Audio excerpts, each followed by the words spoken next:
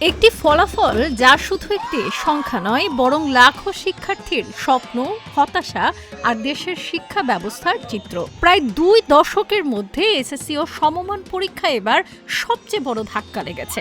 গড় পাশের হার মাত্র ৬২.25%, অর্থাৎ পরীক্ষায় অংশ নিয়েও ফেল করেছে প্রায় ৬,৯১,০০০ শিক্ষার্থী। এবারের ফল ২০০৭ সালের পর সর্বনিম্ন। সেবার পাশের হার ছিল ৫৮.৩৬%, অথচ পরবর্তী বছরগুলোতে পাশের হার একসময় ৯০% ঘরও ছাড়িয়েছে। ২০২১ সালে করোনার কারণে সংক্ষিপ্ত সিলেবাস ও কম বিষয়ে পরীক্ষা হওয়ায় পাশের হার উঠেছিল ৯৩.৫৮%। ২০২৫ সালে পূর্ণাঙ্গ সিলেবাসে তা নেমে আসে ৬৮.৪৫%।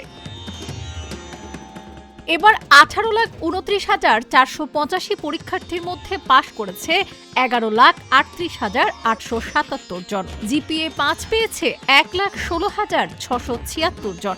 তাদের মধ্যে ছাত্রী ৬৩,৮৯৬ জন এবং ছাত্র ৫২,৭৮০ জন। পাশের হার ও জিপিএ ৫ প্রাপ্তি সহ প্রায় সব ক্ষেত্রে এগিয়ে মেয়েরা।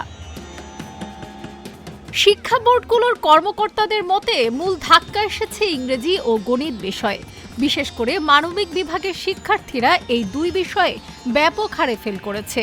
শিক্ষাবিদদের অভিযোগ, দুর্বল পাঠদান, শিক্ষক সংকট, প্রশিক্ষণের ঘাটতি এবং শিক্ষার্থীদের পড়াশোনার বাইরে অতিরিক্ত সময় ব্যয়, সব মিলিয়েই তৈরি হয়েছে এই পরিস্থিতি।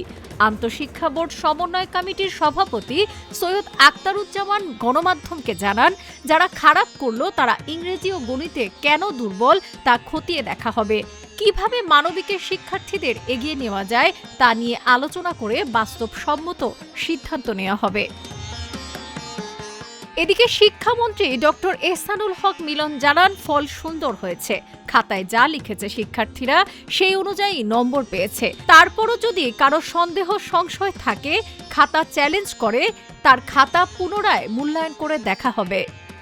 আমি খুব ওয়াইডি, আমার মনে এটা হলো কেন, কিন্তু আমাকে হেল্প করুন। ধন্যবাদ। ডেস্ক রিপোর্ট, আজকের পত্রিকা।